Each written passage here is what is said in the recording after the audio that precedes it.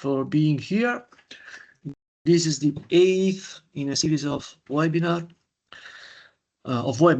organized by a group of Europe Direct Centers coordinated by the University of Siena. Today we delve into the transition from the European communities to the European Union.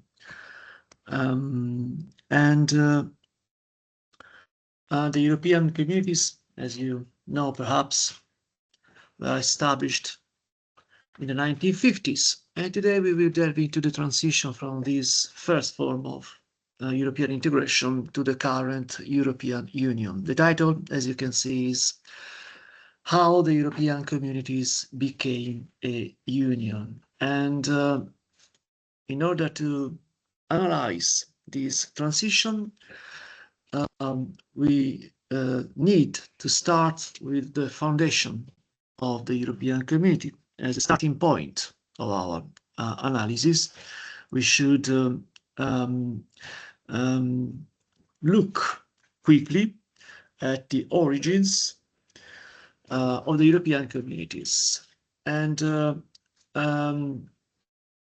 to analyze the origins of the European communities, however, we must take into consideration the context. We must frame the birth of the European communities in the context. And the context was characterized by the Cold War. The Cold War lasted from 1946, 1947 until 1989, 1991, when the Berlin Wall collapsed. The communism fall in Central and Eastern Europe, and the Soviet Union collapsed in 1991. But as we shall see, the Cold War is crucial to understand the origins and the development of the first European communities. We must say that there is a strict link, a strict connection between this rivalry between the US and the USSR and the birth, the foundation of the European communities. What was the Cold War? Well, the Cold War was the ongoing enmity, rivalry between the Soviet Union and its satellites on the one hand, and the United States of America and its allies on the other hand. The Cold War, as you can see, was waged on political, ideological, economic, cultural, military, social, and propaganda fronts, and as you can see, had only a limited recourse to weapons. Above all, and this is very, very important, the US and the USSR never fought each other directly. But the Cold War, I repeat, characterized the world from the end of the Second World War and the end of the 80s, early 90s. And I repeat, it is worth repeating that this context, the Cold War, this ongoing enmity between the two superpowers, is crucial, is paramount to understand both the origins, the foundation, and the development of the European communities. And because of this, we must stress the Cold War was not just a European issue, it was a global conflict. The planet, all the planet, the world was involved in this war. Here you see a very interesting map, I think, that shows this division, this split between the West, led by the US, and the East, hegemonized by the Soviet Union. In blue and sky blue, you see the countries that belong to the North Atlantic Treaty Organization, all that were allied of the United States of America and the Western Bloc. And in red, you see the countries hegemonized by the Soviet Union, the communist side, so to say. And as you can see, almost all countries in the world were involved in this war. And because of this, we cannot understand, we cannot grasp the meaning of the European integration process, and we cannot understand the reasons behind the foundation of the European communities in the 50s, 1950s, without taking into consideration the role played by this rivalry.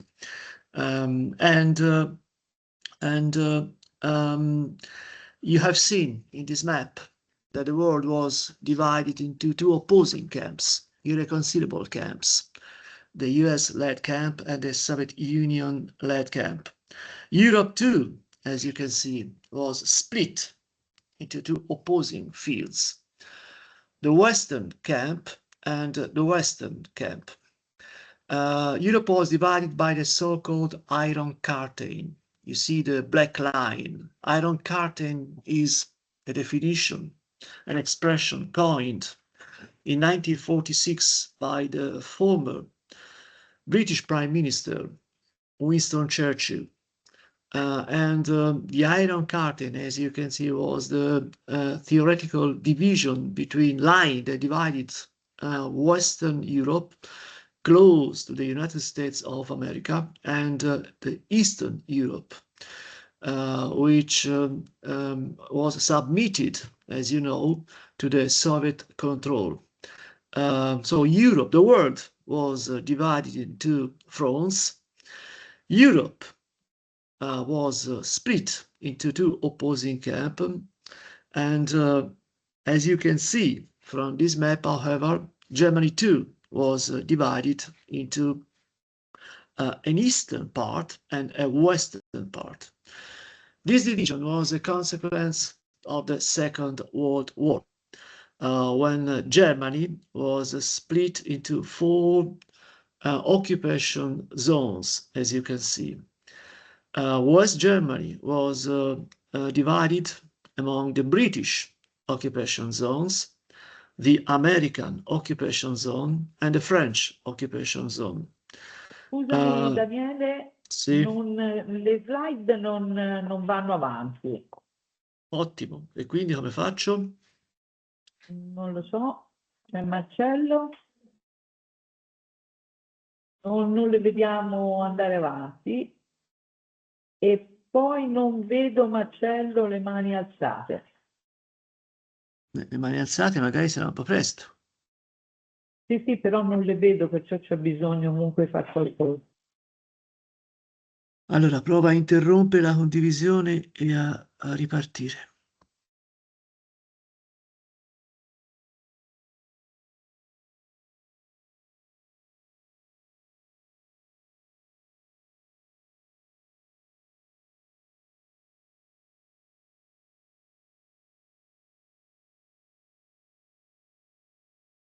Adesso?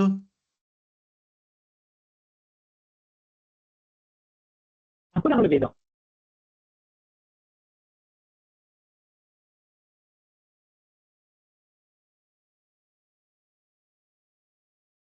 Marcello ci può aiutare? Adesso girano? Non vedo proprio la presentazione. C'è qualcun altro qui che può dirmi se vede o non vede la presentazione? Io non vedo niente, vedo le iniziali DP e basta. Perfetto.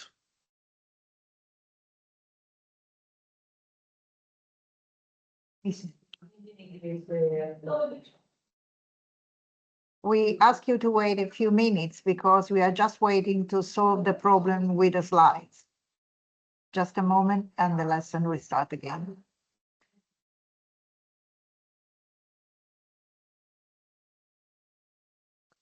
Non so se Marcello può darci una mano, aiutarci a risolvere il problema.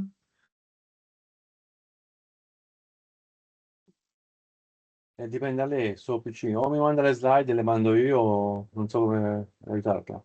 Allora, mi dà il suo indirizzo? Marcello.denino. Aspetti un attimo.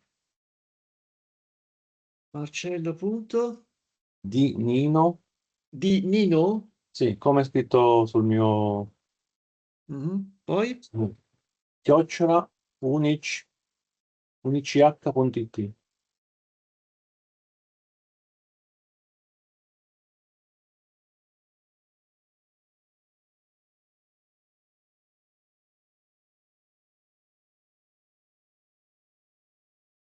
Ok, le ho inviate, vediamo se riesce lei a girarle.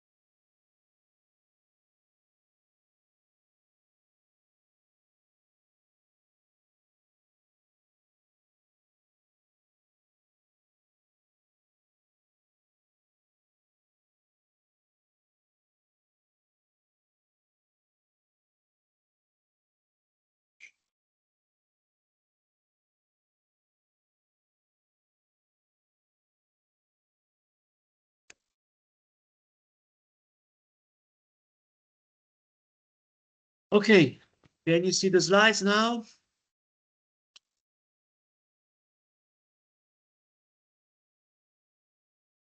Sì, Daniele, sì. Okay, so I will resume quickly what I have already said. That is, it is important to understand the origins and the development of the European communities to frame the European integration process within the Cold War context. The Cold War, può mandare avanti, the Cold War was the ongoing rivalry between the US and the USSR. Let's take a look to the maps that can be important and telling to understand the Cold War. Può mostrare le mappe, la quinta e sesta slide. La quinta e la sesta.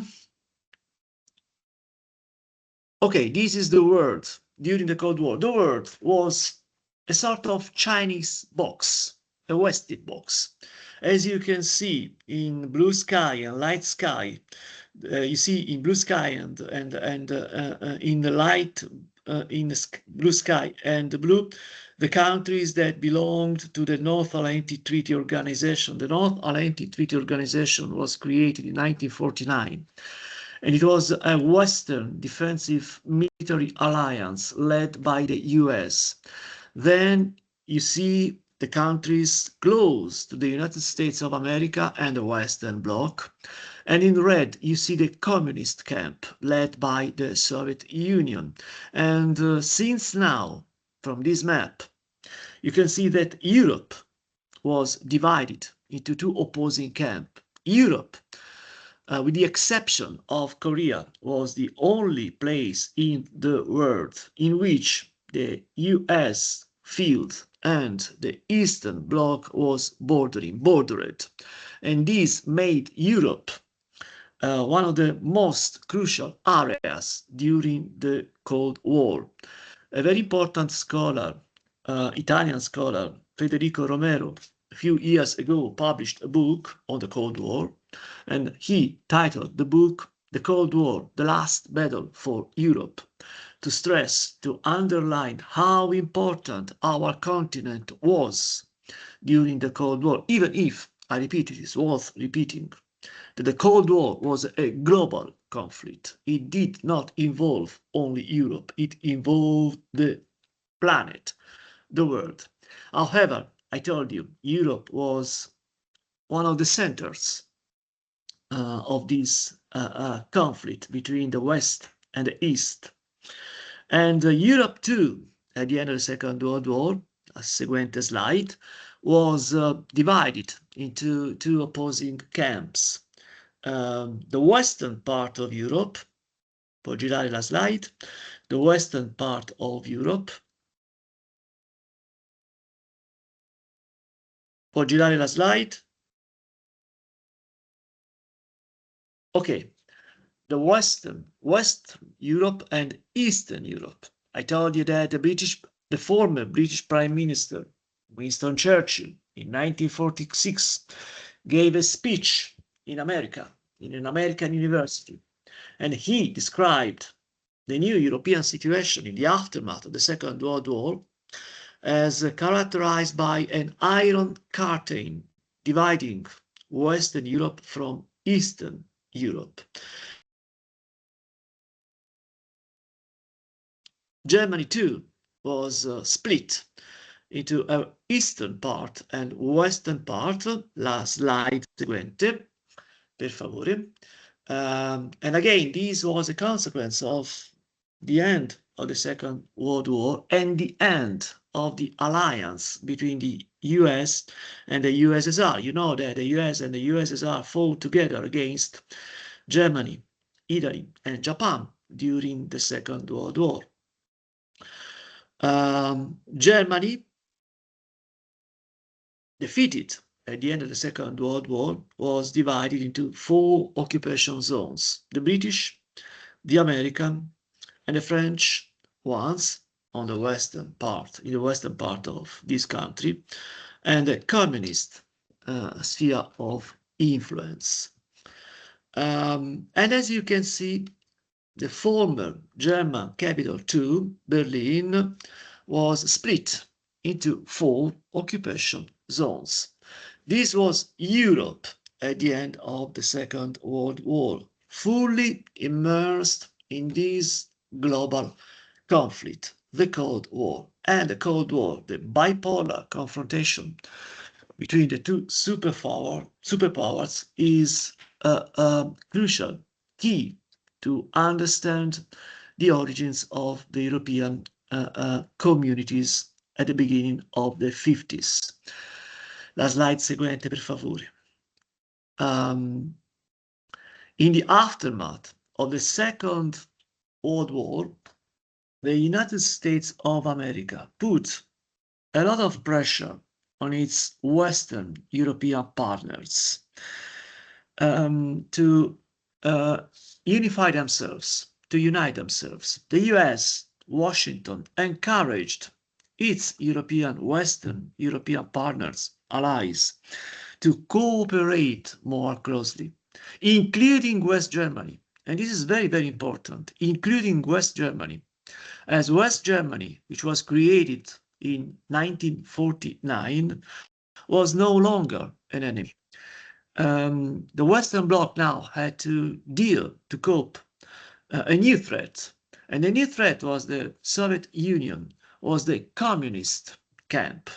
So the US encouraged its Western European allies to cooperate more closely, including West Germany, to deal with the new threat, global threat. And the global threat was the Soviet Union, and this pressure was part of the US broader strategy for post-war stability and a containment policy toward communism. Containment was the new American foreign policy, and it was elaborated and promoted since 1947 by the then American President Harry Truman. The European integration process was a chapter, an important chapter of this containment policy. And moreover, the European integration process was a chapter of the building up of a Western bloc to deal, to cope, to face, to counter the Soviet Union and its satellites. So the main goals of the European integration process was to pacify Western Europe. Western Europe needed to overcome its traditional rivalries, first and foremost the enmity, traditional enmity between Germany and France, as the Western Bloc included Germany and France, and they had a new enemy, a new rival, an even more threatening rival, that is the USSR, to increase the economic wellness. Since the beginning, the European integration process had a clear aim, a clear goal, to promote economic growth and prosperity. And finally, and I have highlighted, underlined this goal in red, as in my opinion, and not only my opinion, this is crucial to understand the reasons behind the European integration process. The European communities that it had to include Germany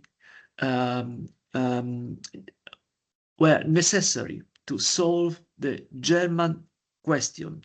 And the German question was how to include Germany, West Germany, of course, within the Western Bloc, as Germany was, I repeat, no longer an enemy. The Western Bloc had to cope with a new threat, and the threat was the Soviet Union. Now the time has come to reinstall, to reintroduce Germany within this new emerging bloc. And the European integration process was a tool, an instrument to help Germany to restore its international role and international profile. So because of this American pressure, because of the consequences of the Cold War and the need to unify Western Europe, in 1950, on May 9, 1950, la slide successiva per favore, the French Foreign Minister, Robert Schuman, put forward his paramount declaration. Here you see Robert Schuman, the standing man, and beside him you see another important, let me say, key figure in this context. On May 9, 1950, the then French Foreign Minister, Robert Schuman, a Catholic, delivered his very well-known declaration. The Schuman Declaration, all of you know that the Schuman Declaration unleashed the process that led quickly to the foundation of the first European communities, as we shall see. And correctly, properly, this man is considered, seen as one of the key figures in this process. But even more important, in my opinion, is the man sitting in this picture. And this man is Jean Monnet. Jean Monnet was the one who had the idea to unify Europe, to promote the European pacification, to promote the Franco-German reconciliation, to promote political stability, economic growth, and wellness in Europe. Jean Monnet had the idea to set up the first European communities. However, Jean Monnet was not a politician. He was never elected in the French parliament during his life. He was a technocrat. He was a banker. He was a member of the international business community. He was a French, of course. So he was not a politician. He did not have the political power, the sword, so to say, that is the political power to realize, to concretize his idea. He needed the political power, and he started a series of talks and meetings with Robert Schuman to persuade the French foreign minister that the best solution for France, that the best solution for Germany, that the only way to reconcile France and West Germany, to respond to the American pressure and to promote peace, stability, and economic growth in Europe was to set up, to build an unprecedented international organization, that is the European Communities. This was his idea. Robert Schuman accepted these proposals, and on May 9, 1950, Robert Schuman, in the Salon de l'Horloge in Paris, issued his declaration, and through this declaration, he promoted the beginning of the European integration process. La slide seguente. It is rather interesting, I think, to take a look to some sentences, phrases, excerpts from this declaration. As you can see, there are many references to Germany in this declaration. Schuman explained that the coming together of the nation of Europe, it is the European Communities, requires the elimination of the age-old opposition of France and Germany. That is, if we want peace in Europe, if we want to establish a European community, a European partnership among our countries, we need to overcome the Franco-German rivalry. And because of this, as you can see, and this was the Jean Monnet idea, the Jean Monnet thinking, we need to share the Franco-German production of coal and steel, and to place the Franco-German production of coal and steel under a common high authority. And third, and the most important sentence here in this slide, the solidarity in production thus established will make it plain that any war between France and Germany becomes not only unthinkable, but materially impossible. So as you can see, since the beginning, and you know perhaps that the first European community was the European Coal and Steel Community, since the beginning, the main goals of the European integration process was first peace in Western Europe, and second, the idea was we can achieve peace in Europe only through the Franco-German reconciliation. And we can achieve the Franco-German reconciliation if we place under a common high authority, the Franco-German production of coal and steel, as coal and steel were traditionally the main bone of contention between France and Germany.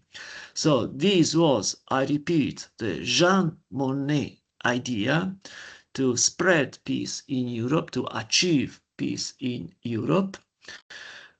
Robert Schuman accepted these proposals, this idea. He delivered this very, very well-known declaration, an outstanding moment in European history. And from this declaration, the European, and because of this declaration, the European integration process started. La slide seguente. And the first community was established through the Treaty of Paris. The treaty was signed in 1951, and the treaty established a European Coal and Steel Community. The European Coal and Steel Community was a success, and in 1957, the 6 founding member states signed the Treaties of Rome. And let me say that the Treaties of Rome, which established the European Economic Community, and the European Atomic Energy Community, also known as Euratom, the 1957 Treaties of Rome is the genuine, the real beginning of the European integration process. One might argue that the European Economic Community is the forerunner of the current European Union. La slide seguente. As I have already told you, the first European communities were established by the 6 founding member states. Schuman told that the European integration process was an open process, and along with France, West Germany, Italy, the Netherlands, Luxembourg, and Belgium joined the French proposal, and they established the European Coal and Steel Community, the European Economic Community, and the European Atomic Energy Community. So at the beginning, only 6 Western European countries joined the European communities. As you can see, the UK, the United Kingdom, was, so to say, absent at the creation. There are domestic and international reasons that explain why the UK did not join the European community. This was called the Little Europe, or Europe at 6. But it was a little Europe, but it was a success story. Among other things, the European community guaranteed an unprecedented era. La slide seguente, per favore. Guaranteed an unprecedented era of economic growth, peace, and stability in Europe. Può girare la slide, per favore?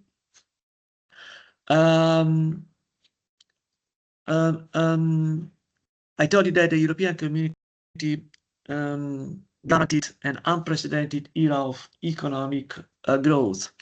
And this is confirmed by a very well-known and influential book written by Jean Fourastier, a French economist who published a book entitled Les 30 Glorieuses, or the Golden Age.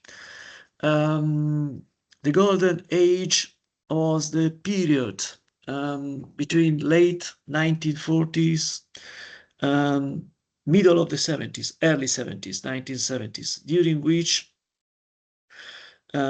Western Europe experienced economic growth, full employment, and low inflation. During these 30 years, more or less, the EC member countries, the EC member states, experienced the so-called economic miracles. And let me say that the European community, the common market, contributed a lot to this economic growth and the European wellness. So Europe, this little Europe, the Europe at 6, the European communities, can be seen as a success story. And a further evidence, or let me say perhaps the clearest evidence of this success, was the series of enlargements that the European communities experienced from the early 70s to the middle of the 80s. La slide seguente, per favore. Può girare la slide? As you can see, from the early 70s until the middle of the 80s, 1980s, the European communities enlarged its borders. The first enlargement took place in 1973 when UK, Ireland, and Denmark joined the European communities. Indeed, the UK applied to join the European communities in 1961 and 1967, but France rejected its application. However, in 1973, UK joined the European community along with Denmark and Ireland. In 1981, it was the Greece's turn to become a member of the European community, and a few years later, in 1986, Spain and Portugal became EC members. So in 1986, the European community consisted of 12 member states, from 6 to 12 in 35 years. This is, I repeat, the clearest evidence of how important the European community was in terms of economic growth, stability, and wellness. La slide seguente, per favore. The last achievement, crucial, outstanding achievement of the European community before the end of the Cold War was the single market or internal market, which was established between 1987 and 1993. The single market is an area without internal borders, frontiers, in which the free movement of people, services, goods, and capitals is ensured. This is a very important result of the European community. The last important achievement. It entered into force in 1993, but of course, a single market cannot be achieved overnight. A transition period was needed, and the transition started in 1987, when the treaties of Rome were changed, were reformed, and the Single European Act was approved, and the Single European Act, the first reform of the treaties of Rome, entered into force and unleashed the process that ended in 1993 with the entry into force of the single or internal market. However, at the end of the 1980s, a new story began. La slide seguente, per favore. And the new story was marked by the collapse, the fall of the Berlin Wall, and the end of the Cold War. The end of the Cold War, as we shall see, promoted a deep change, a crucial change in the political and institutional, in the EC political and institutional profile. It triggered a new era, a new phase. So we must delve into this process, the end of the Cold War, to understand the steps taken by the European integration process in the late 80s and then in the early 90s. Steps that led to the transformation of the European community into the European Union, the transition from the EC into the European Union. The Berlin Wall collapsed in November 1989. Needless to say, this is a paramount moment, not only in the European history, but in the world history. The fall of the Berlin Wall meant the end of the Central and Eastern communist European regimes, communist regimes in Central and European, in Central in Europe and Eastern Europe, and the collapse of the Berlin Wall led to the end of the Soviet Union in December 1991. So it is a paramount moment, but let me say that one of the most crucial consequences of the fall of the Berlin Wall was the reunification of Germany. La slide seguente, per favore.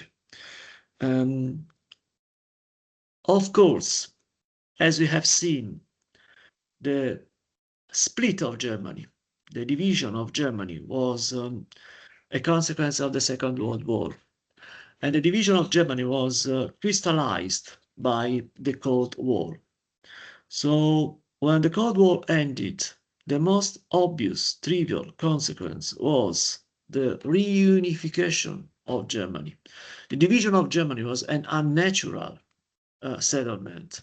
This is rather obvious.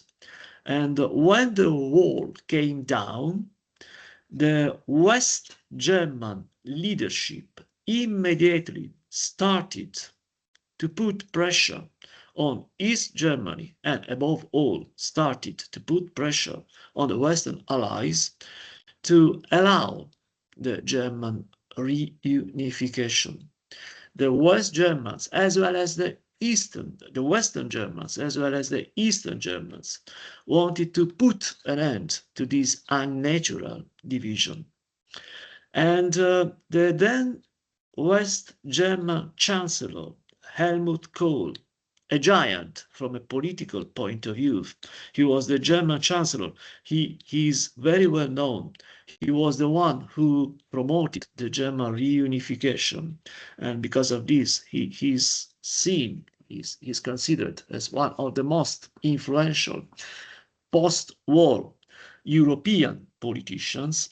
These men, immediately after the collapse of the Berlin Wall, gave a very, very well-known speech at the German Bundestag, the German parliament.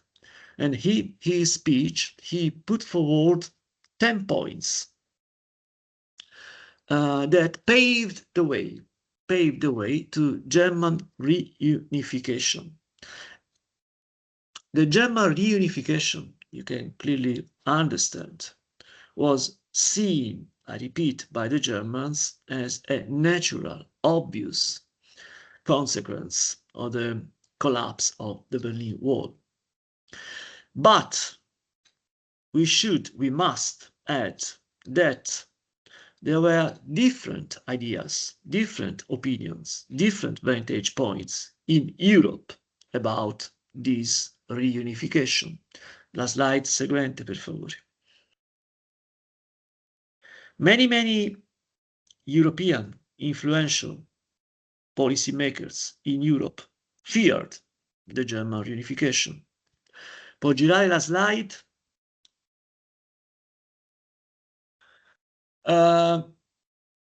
To understand these anxieties and fears, we must remember how important, we must stress how important history is and the legacy of history is.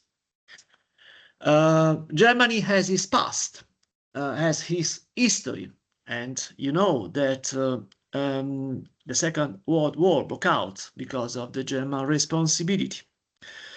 And the project of the German reunification was bound to raise many anxieties, concerns and worries in Europe.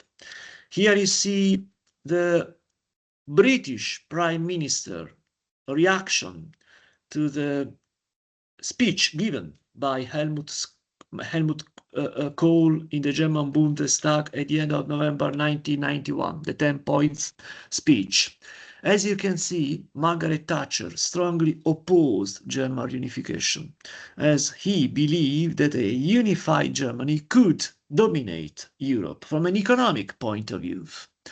And she tried to stop or to postpone the German reunification, and he tried also to persuade the Soviet leader Gorbachev to oppose the German reunification, arguing that neither Britain or no other European nations actually wanted the German reunification. So this influential leader tried to stop the German, or to postpone the German reunification, as, I repeat, she feared the German economic, and monetary power. Of course, she did not think that a unified Germany could declare war on the rest of Europe or could invade France or invade Britain. But she feared the German economic and monetary power. François Mitterrand too feared the German reunification, and however, he thought that a reunified Germany had to be firmly anchored in a unified Europe. He thought that the only way to handle the German reunification, to tame, to control the emerging German economic and monetary power, was to anchor Germany, to tie Germany within a new European community, and to anchor Germany within a European context. To tame, this was the only way to tame and control this huge and powerful country at the center, at the heart of Europe. Italy too, as you can see, this is a sentence from Giulio Andreotti, an ironic sentence. He gave this ironic phrase, this ironic statement in 1984. I love Germany so much that I would prefer there to be two of them. And this is a sentence that clarifies that Italy too was rather worried for the German reunification. However, as you can see, the one who had the correct, proper, good idea to solve the new German question, the re-emerging German issue, was François Mitterrand. The German unification was an unstoppable process. You could not deny the German people to reunify themselves. This was obvious. And the only way to solve the new German question was to reinforce, to strengthen the European Union, the European communities, to change, to reinforce, to deepen the ties between the European countries. This, it is worth repeating, was the only way to solve the new German question. La slide seguente, per favore. And this was the idea, to change the European communities into the European Union. Mi gira la slide. The German unification took place in October 1990. So it was a very rapid and quick process, as you can see. East Germany ended was absorbed, so to say, by West Germany. A new Germany born was established. It was a member, of course, of the European community, and Germany, along the new Germany, the reunified Germany, along with its EC partners, started the process that in the end led to the Treaty of Maastricht. Giri ancora. This was the new Germany, as you can see, on the left. No, la slide precedente un attimo, per favore. On the left, you see the former West Germany and the former East Germany. On the right, you see Germany, a huge country, a very powerful country at the heart of Europe, which was bound, I told you, to raise many concerns in Europe. And the Germans, to calm down the European concerns, to mitigate the European concerns, accepted to change the existing EC treaties and to establish a new organization, the new European Union. And no less important, crucial, is the fact that the German political leadership embodied by the German Chancellor Helmut Kohl, accepted to set up the European Monetary Union and a single currency. That is, and let me say that this is a key moment to understand the birth of the European Union. The German political establishment accepted to share the German monetary and economic policy with Europe and to set up the European Monetary Union and a single currency. In other words, to calm down, to mitigate the European concerns, fears and anxiety, Germany accepted to give up the German national currency, the mark, and to share, I repeat, its monetary policy with its European partners. And this was a painful step for many, many Germans, as the Deutschmark, the German national currency, was the symbol of the German economic prosperity. It was the symbol of the German economic miracle. It embodied the German economic strength, power. And in a way, Germany and its European partners established a trade-off.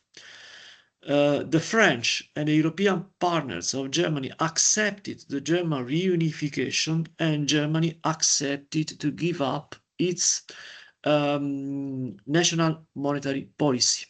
This was the trade-off between Germany and the EC partners, and this trade-off paved the way for the negotiations that led to the European Union, that led to the Maastricht Treaty and the European Union. La slide seguente, per favore. Why the Germans accepted this trade-off? Why the Germans accepted to abandon their national currency? Well, I told you that many Europeans fear a reunified Germany. But the German political elite had a tenet, a dogma. The German foreign policy, since the end of the Second World War, in the aftermath of the Second World War, the German foreign policy was grounded on some priorities.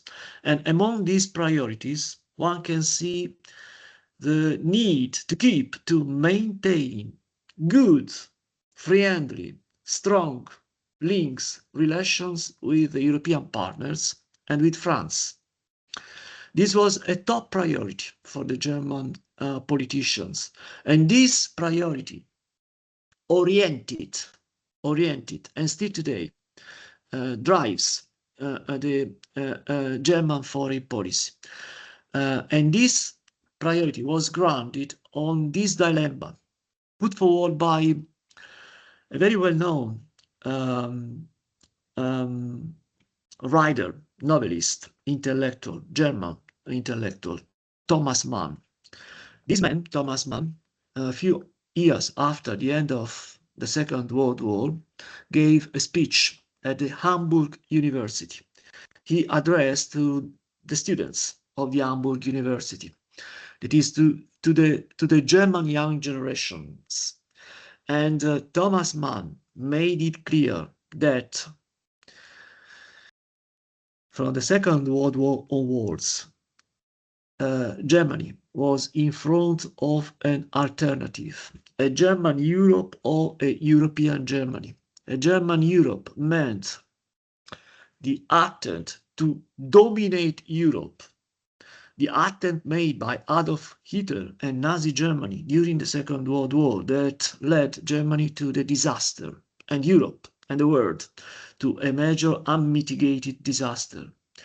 The alternative to this aggressive and dangerous attempt was to establish, to contribute to a European Germany.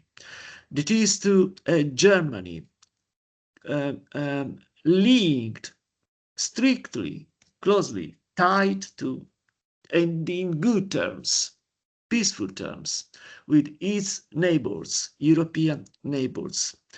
This dilemma, put forward by an intellectual, a novelist, was transformed, so to say, into a priority by the German political elite.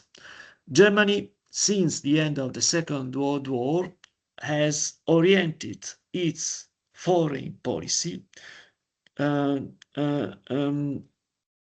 towards Europe, and its attempt, its priority was to set up and maintain good terms with its European partners.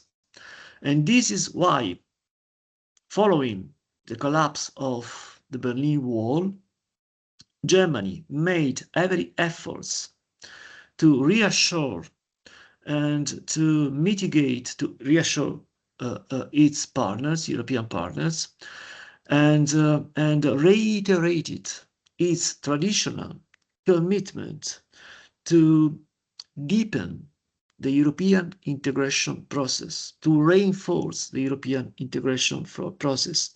The Germans, the German politicians, the German establishment fully understood that the German commitment to deepen the European integration was the only way to keep and maintain good diplomatic, economic, and political relationship with the European partners.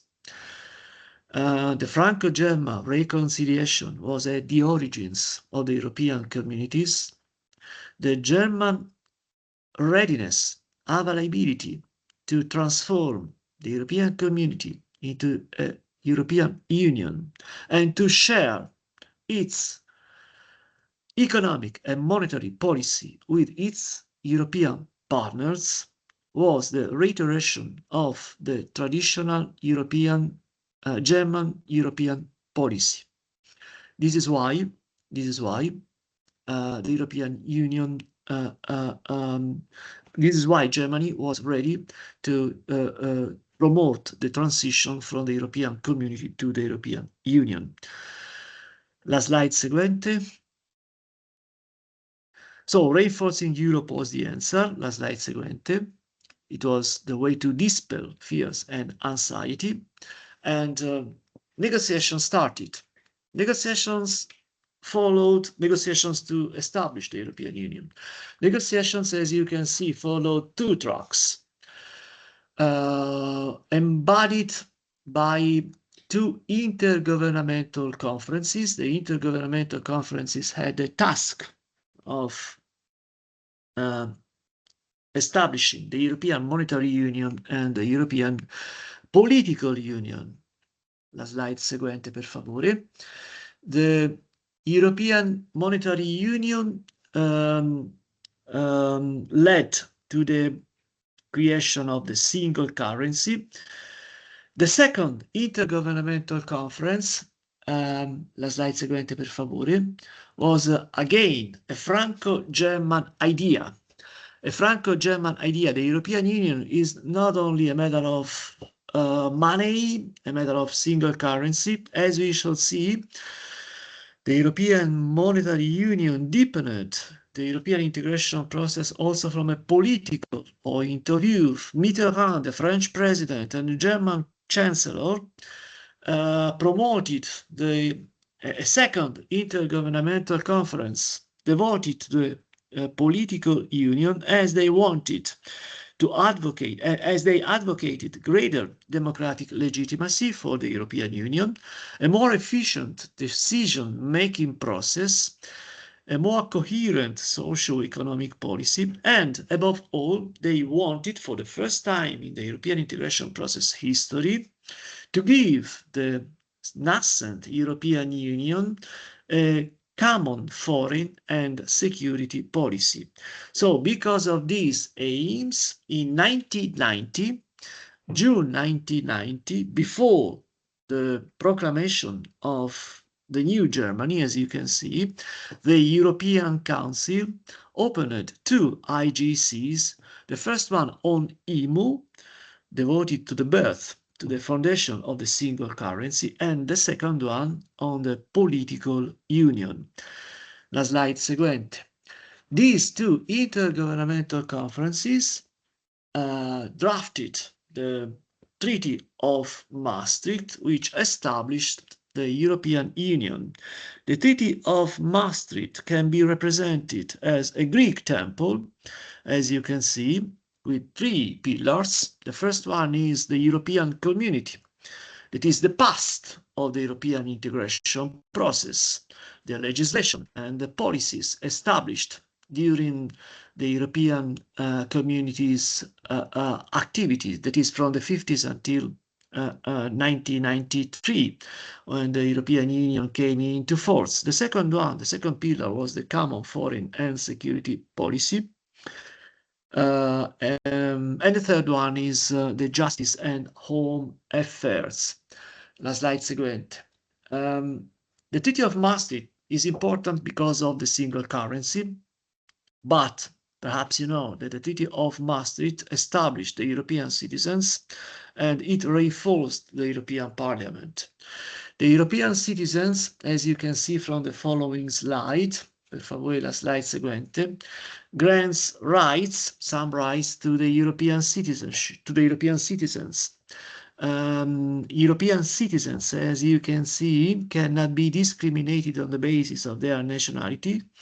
They can move and reside freely within the European Union. The European citizens means that European citizens can vote for and stand as candidate in European Parliament and municipal elections.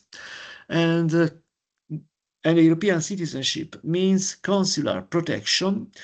Consular protection in turn means help from the embassy or consulate of any EU country to EU citizens in distress, in troubles, in a country outside the European Union borders where they, the European citizens, have no embassy or consulate of their own country. No less important, as you can see from the following slide, the European, the Maastricht Treaty, la slide seguente per favore, reinforced the European Parliament's powers and competencies through the co-decision procedure, which allows the European Parliament to take part in the European Union decision-making process. And this is important, of course, as you can see, the European Parliament represents the EU citizens willing. We elect our representatives in the European Parliament, and the European Parliament, the members of the European Parliament from Maastricht onwards, because of the Treaty of Maastricht, are involved in the EU decision-making process. So these are, along with the decision, along with the European Monetary Union, the strengthening of the European Parliament powers and competencies, and the European citizenship. Maastricht is important also because it established the very well-known Maastricht criteria. La slide seguente, per favore. Maastricht criteria that the EU countries, la slide seguente, per favore. The EU. Mi gira la slide.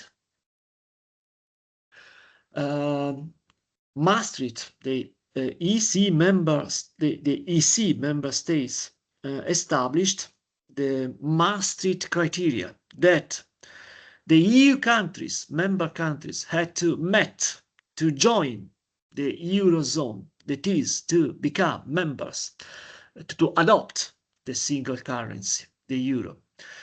These criteria are not included in the treaty. There is a protocol attached to the treaty, but these criteria, of course, are very, very important, as the EU member states during the 90s and in the following decade had to satisfy these parameters to become members of the Eurozone. And these criteria are very, very well known. They concern inflation, public deficit, and public national budget. And I repeat, they had to be met in order to become members of the Eurozone. So the Treaty of Maastricht established the European Union. That included the Maastricht Treaty included provisions concerning the common foreign and security policy, the European citizenship. The Maastricht Treaty enhanced the EP powers and competencies, and it paved the way to the single currency through these criteria. The treaty was signed in February 1992 by the governments, the representatives of the then EC governments, and then the treaty was sent to the national parliaments for their approval. It was sent to the member states, as the treaty had to be approved by the EC member states, and unanimity was needed.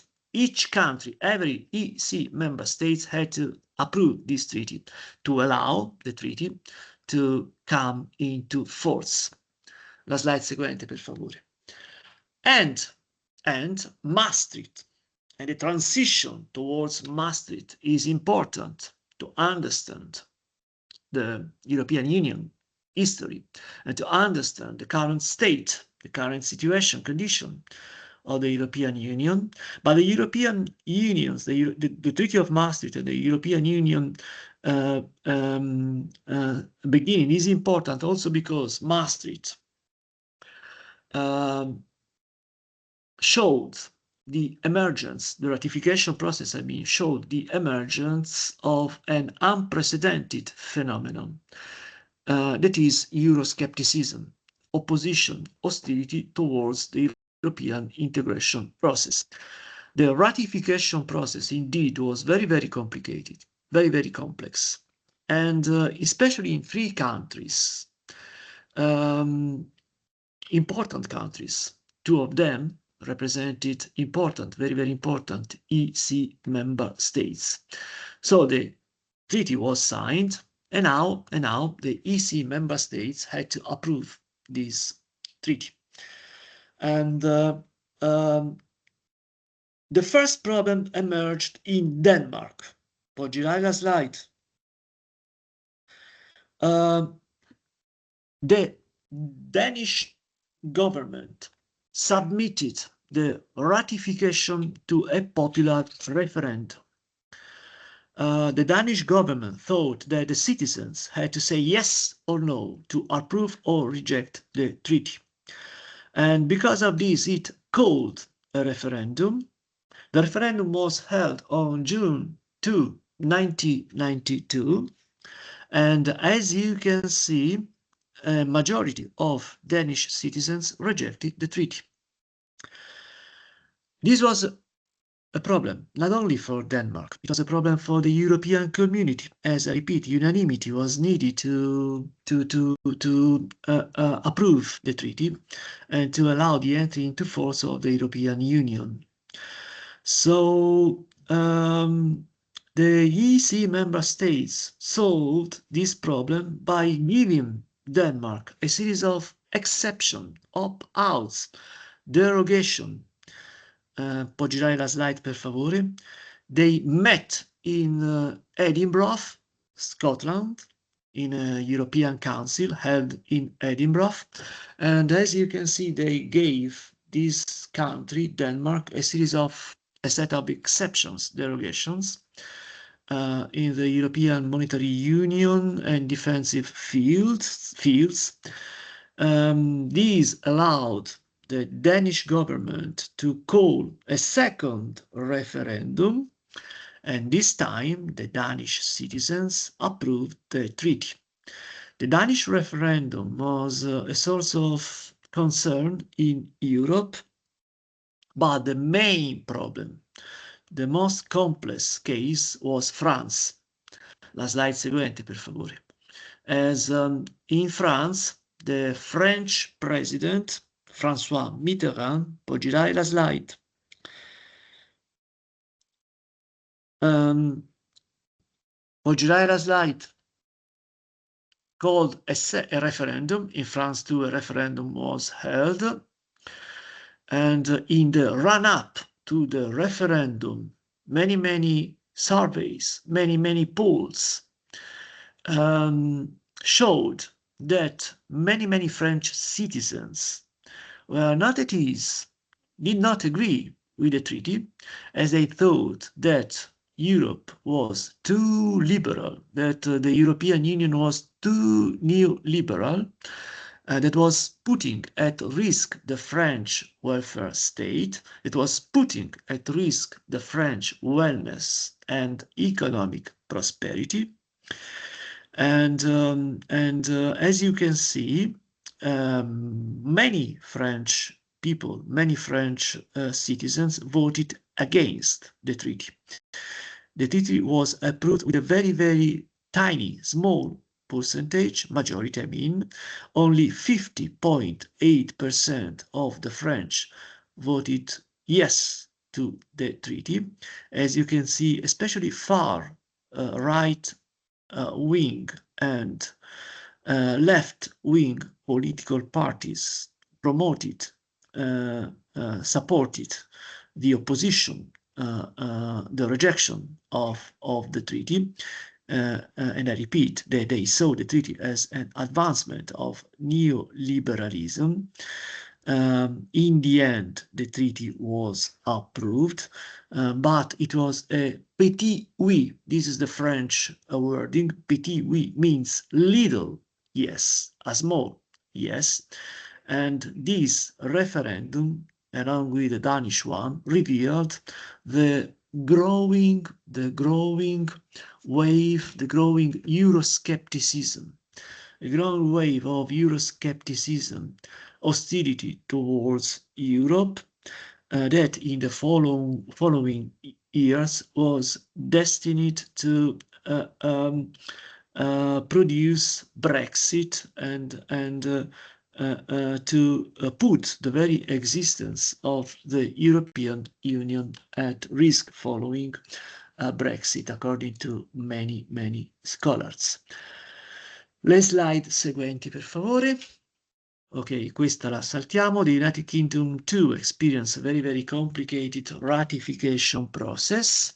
However, in the end, the EC member states, all the EC member states approved the treaty, and the Maastricht Treaty entered into force on November the 1st, 1993. The European Union started to enter it into force, and the most important achievement of the European Union in its initial phase was the single currency. And I show you the last slide. Può far vedere l'ultima slide per cortesia. The Maastricht Treaty, the entry into force of the Maastricht Treaty triggered the process that led finally to the birth of the Eurozone. Between 1998 and 1999, the Eurozone came into existence, and 11 EU member states met the convergence criteria established in Maastricht, the protocol attached to the Treaty of Maastricht, and the Eurozone came into existence with the launch of the single currency on January the 1st, 1999, in Austria, Belgium, Finland, France, Germany, Ireland, Italy, Luxembourg, the Netherlands, Portugal, and Spain. The Treaty of Maastricht, the main goal, needless to say, is that this was the main goal of the Treaty of Maastricht, the single currency. But as we shall see, since the beginning of its very existence, the Treaty of Maastricht had many other impacts and consequences. And it is important to stress that the Treaty of Maastricht is the pillar upon which the European Union developed its following developments and its following advancements. And because of this, I think that this transition from the European communities to the European Union is an outstanding and paramount moment, a very key moment in the history of European integration, and let me say, in the European and world history. And that's all. Thank you very much for your attention. I'm ready to listen to your questions, if any. You can raise your hand and pose your questions.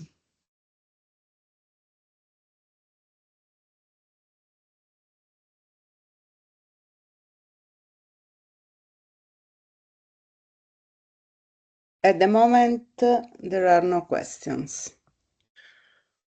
Well, if there are no questions, let me know. I think we can conclude now. Is it okay if we conclude now? I think it's right. No, Okay. just a question. Just a question. So I'm Alessandro listening. Chiaudani. Please, I'm listening. Please open your microphone, please. It was very interesting, and I thank you for this lesson. And you showed before the Greek temple with the 3 pillars, and one of them was the security, I think, of the European Union, and it was completely empty. There were no notes regarding it. Can you say something about it, the future developments eventually forced also by this new situation?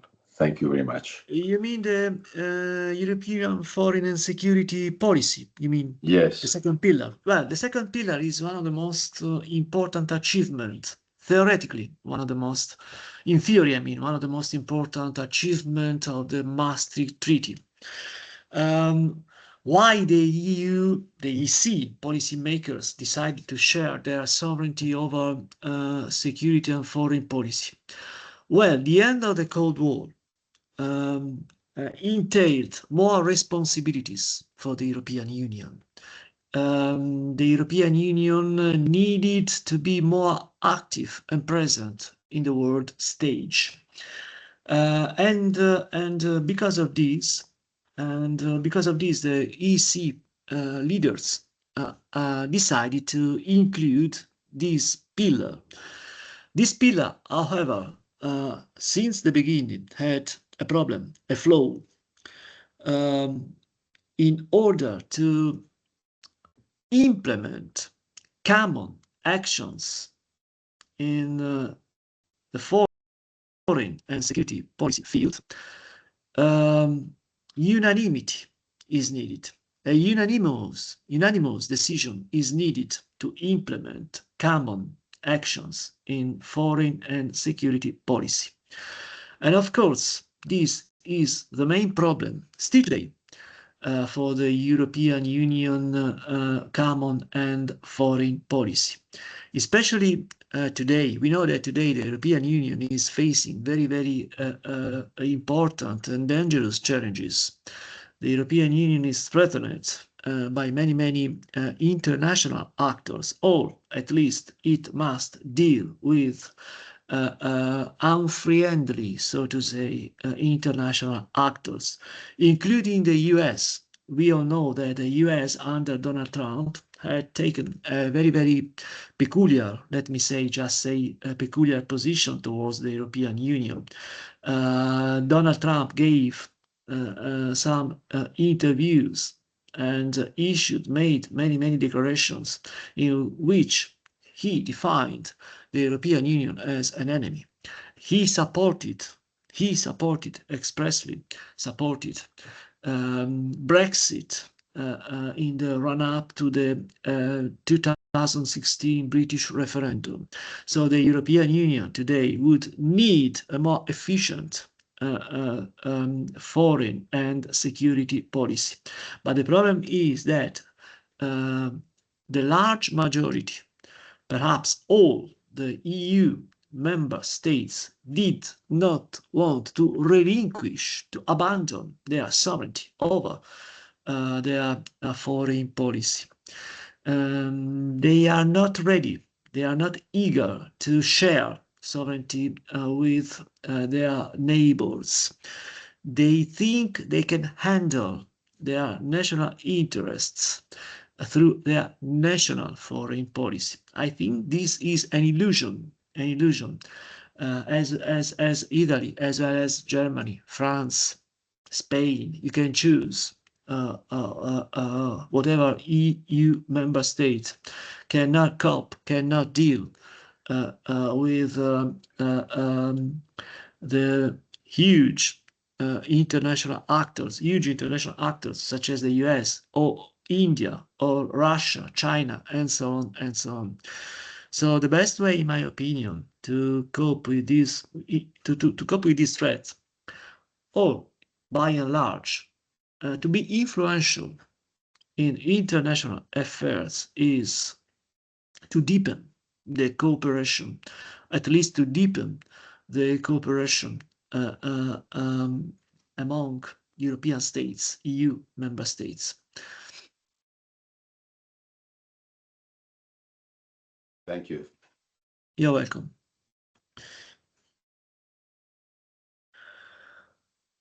Are there other questions?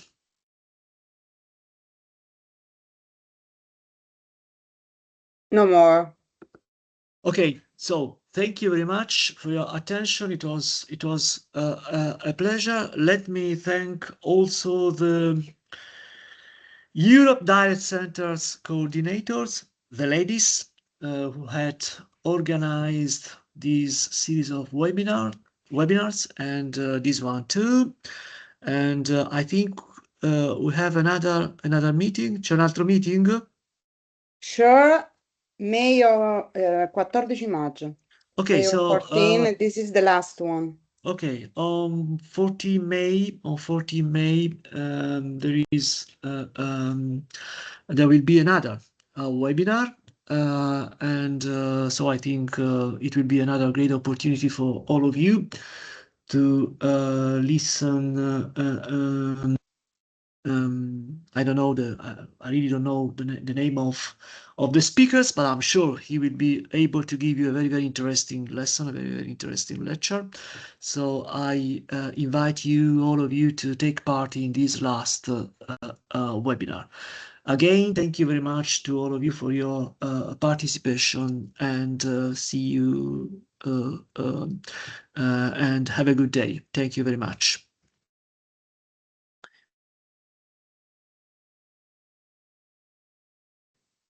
Grazie a tutti.